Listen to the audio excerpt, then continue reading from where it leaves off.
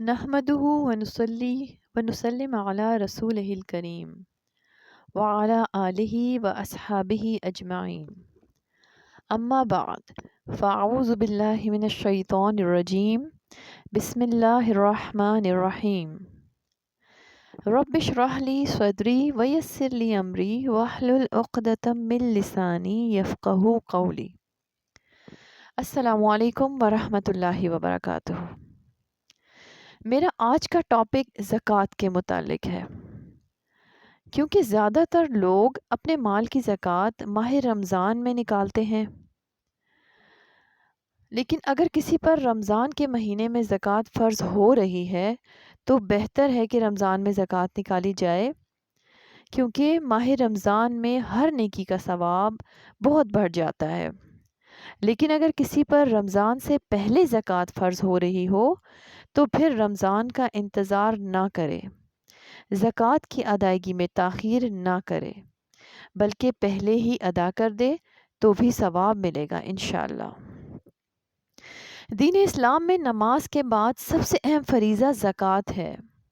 اس کی اہمیت کی وجہ سے قرآن پاک میں مختلف مقامات پر اللہ پاک نے نماز کے ساتھ زکوٰۃ کا ذکر بھی فرمایا ہے، جیسے سورہ بقرہ آیت نمبر 43 میں فرمایا وَأَقِیمُوا الصَّلَاةَ وَآتُوا الزَّکَاةَ، یعنی نماز ادا کرو اور زکوٰۃ دو۔ قرآن پاک میں جگہ جگہ مردوں اور عورتوں کو الگ الگ خطاب کر کے فرمایا کہ زکوٰۃ ادا کرو۔ زکوٰۃ ایک فرض عبادت ہے اور اس کا ثواب صدقے سے بہت زیادہ ہوتا ہے۔ زکوٰۃ کا لفظی معنی پاکیزہ کرنے کے ہیں اور بڑھانے کے ہیں، اور اپنے مال میں سے ہر سال اللہ پاک کے حکم کے مطابق ایک مقررہ مقدار نکالنے کو زکوٰۃ کہتے ہیں۔ قرآن پاک میں سورہ توبہ آیت نمبر 103 میں اللہ پاک فرماتے ہیں خُذْ مِنْ أَمْوَالِهِمْ صَدَقَةً تُطَهِّرُهُمْ وَتُزَكِّيهِمْ بِهَا، یعنی اللہ پاک ان کے مالوں یعنی آپ صلی اللہ علیہ وآلہ وسلم ان کے مالوں میں سے زکوٰۃ لیجئے، جس کے ذریعے سے آپ صلی اللہ علیہ وآلہ وسلم ان کو پاک صاف کر دیں۔ یہاں اللہ پاک نے زکوٰۃ کو ایسا صدقہ کہا ہے جس کے دینے کے بعد باقی مال پاک ہو جاتا ہے اور مزید بڑھتا بھی ہے، کیونکہ زکوٰۃ اللہ پاک کے حکم سے نکالی جاتی ہے۔ اس سے اللہ پاک کی محبت حاصل ہوتی ہے اور اللہ پاک اس بندے کی قدر کرتے ہیں۔ قرآن پاک میں ایسے لوگوں کے بارے میں فرمایا سورہ بقرہ آیت نمبر 345 میں من ذا الذی یقرض اللہ قرضا حسنا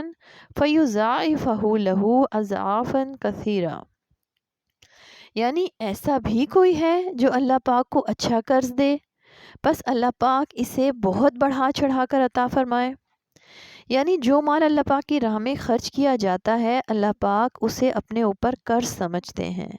اور اسے بڑھا چڑھا کر واپس عطا فرماتے ہیں۔ زکوٰۃ 4 چیزوں پر ہوتی ہے: سونا، چاندی،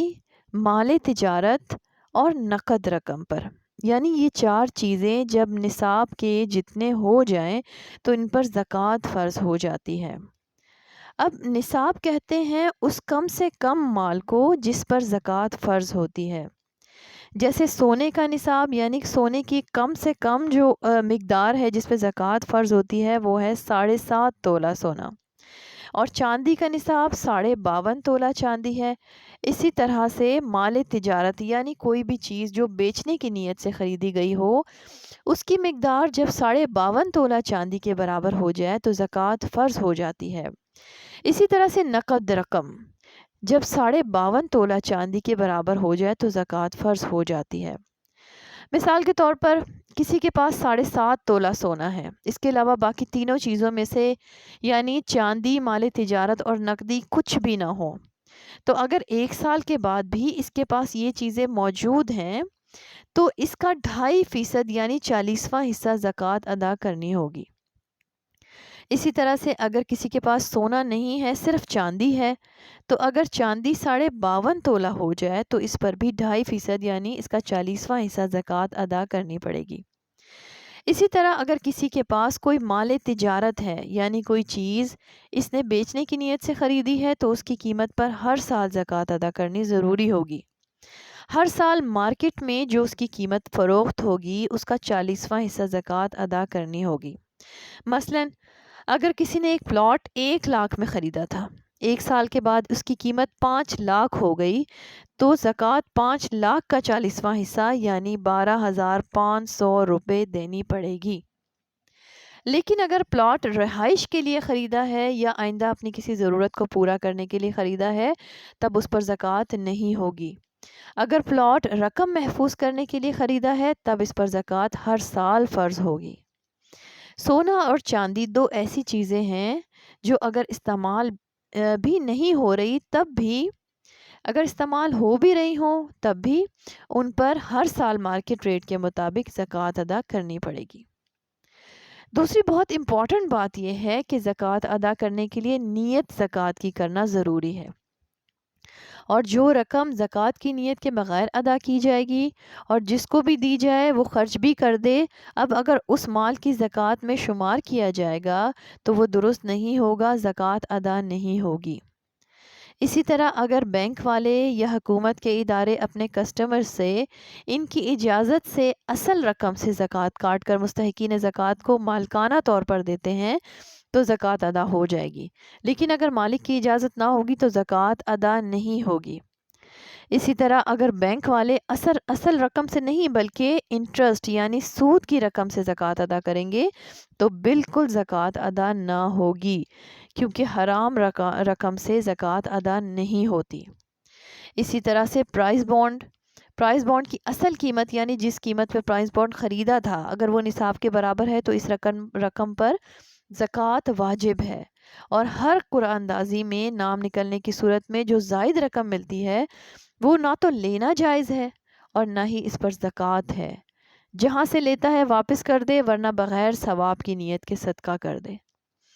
اسی طرح اگر پلاٹ خریدتے وقت سیل کرنے کی نیت نہیں تھی، بعد میں سیل کرنے کا ارادہ ہو گیا، تو جب تک اسے سیل نہ کیا جائے گا، مطلب جب تک اسے فروخت نہ کیا جائے گا، اس وقت تک اس پہ زکوٰۃ نہیں ہوگی۔ اسی طرح اگر کسی نے کمیٹی کے طور پر پیسے جمع کروائے ہوں اور وہ نصاب کے برابر بھی ہوں اور اس پر کوئی قرض بھی نہ ہو، تو اس کمیٹی کے جتنے پیسے ادا کر دیے اس پر بھی زکوٰۃ ادا کرنی ضروری ہوگی، اور زکوٰۃ ادا کرتے وقت کمیٹی کی جمع شدہ رقم کو اصل مال اور نقدی کے ساتھ ملایا جائے گا۔ اسی طرح اگر کسی کے پاس نصاب کے مطابق مال ہے مگر اس کے پاس قرضہ اتنا ہے کہ اگر وہ قرضہ اس مال میں سے نکال دیا جائے تو نصاب سے کم رقم بچتی ہے، تو اس پر زکوٰۃ فرض نہیں ہوگی۔ اسی طرح 1 سال گزرنے کے بعد جب زکوٰۃ فرض ہو جائے تو فوراً ادا کرنا ضروری ہوتی ہے۔ اگر کوئی سال کے پورے ہونے سے پہلے یا سال مکمل ہونے کے بعد تھوڑی تھوڑی کر کے زکوٰۃ ادا کر دے تو بھی زکوٰۃ ادا ہو جاتی ہے۔ سنن ترمذی کتاب الزکوٰۃ حدیث نمبر 680 میں حضرت علی رضی اللہ تعالیٰ عنہ فرماتے ہیں کہ حضرت عباس رضی اللہ تعالیٰ عنہ نے رسول اللہ صلی اللہ علیہ وآلہ وسلم سے سال پورا ہونے سے پہلے ہی زکوٰۃ ادا کرنے کے بارے میں پوچھا، تو آپ صلی اللہ علیہ وآلہ وسلم نے انہیں اس چیز کی اجازت دے دی تھی۔ یعنی اگر کوئی شخص نصاب شرعی کا مالک ہے تو وہ سال مکمل ہونے سے پہلے بھی زکوٰۃ ادا کر سکتا ہے۔ اسی طرح اگر کسی پر 10,000 روپے زکوٰۃ بنتی ہے اور وہ 9,000 بھی دے دے گا تب بھی اس کی زکوٰۃ قبول نہیں ہوگی، اس لیے زکوٰۃ کا مکمل حساب کر کے زیادہ دے دیں، کم نہ دیں، کہ اس سے مال پاک نہیں ہوگا اور اللہ پاک کا حکم بھی پورا نہیں ہوگا۔ زکوٰۃ دینے کے لیے مستحق زکوٰۃ کو اس مال کا مالک بنانا ضروری ہوتا ہے۔ اسی طرح زکوٰۃ مختلف طریقوں سے دی جا سکتی ہے، چاہے تو نقد رقم ادا کر کے دیں، چاہے وہ کوئی راشن یا کوئی اور سامان لے کر مستحق زکوٰۃ کو دے دے، یعنی اسے اس مال کا مکمل مالک بنا دیا جائے۔ مستحق زکوٰۃ کا مطلب یہ ہے کہ ایسا شخص جس کے پاس ضرورت اصلیہ یعنی جو ضرورت زندگی کی چیزیں ہوتی ہیں، جیسے کچھ چند جوڑے ہو گئے، تھوڑے سے برتن، تھوڑا سا گھریلو سامان، اگر اس سے زائد سامان کی اگر قیمت لگائی جائے تو سب کی قیمت 52.5 تولہ چاندی سے کم بنے تو ایسا شخص مستحق زکوٰۃ کہلاتا ہے۔ سب سے پہلے تو اپنی فیملی میں اگر کوئی مستحق زکوٰۃ ہے تو پہلے اسے زکوٰۃ دی جائے گی، اگر کوئی نہیں ہے تو پھر دوسرے مسکین اور محتاجوں کو تلاش کر کے ان کو زکوٰۃ کی رقم دے دی جائے گی۔ اسی طرح زکوٰۃ کی رقم سے مکانات بنا کر مستحق لوگوں میں تقسیم کرنے سے زکوٰۃ ادا ہو جائے گی، مگر شرط یہی ہے کہ ان کو مکمل مالک بنا دیا جائے، پھر وہ جو چاہیں کر سکیں۔ اسی طرح اگر بیوی صاحب نصاب ہے تو خود بیوی کو زکوٰۃ ادا کرنا ضروری ہوگی، شوہر پر ضروری نہیں ہے۔ اگر کوئی صاحب نصاب تو ہے مگر اس کے پاس نقد رقم زکوٰۃ دینے کے لیے نہیں ہے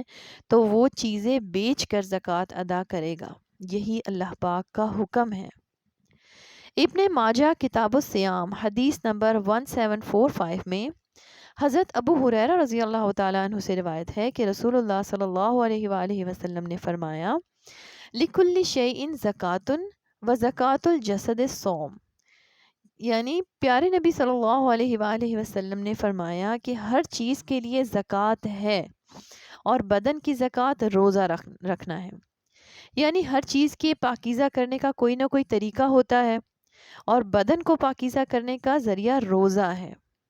اللہ پاک ہمیں روزہ رکھ کر بدن اور روح کو پاکیزہ کرنے اور زکوٰۃ ادا کر کے اپنے مال کو پاکیزہ کرنے کی توفیق عطا فرمائے، آمین۔ وما علینا الا البلاغ المبین، وصلی اللہ تعالی علی خیر خلقہ محمد وآلہ واصحابہ واتباعہ اجمعین۔ السلام علیکم ورحمۃ اللہ وبرکاتہ۔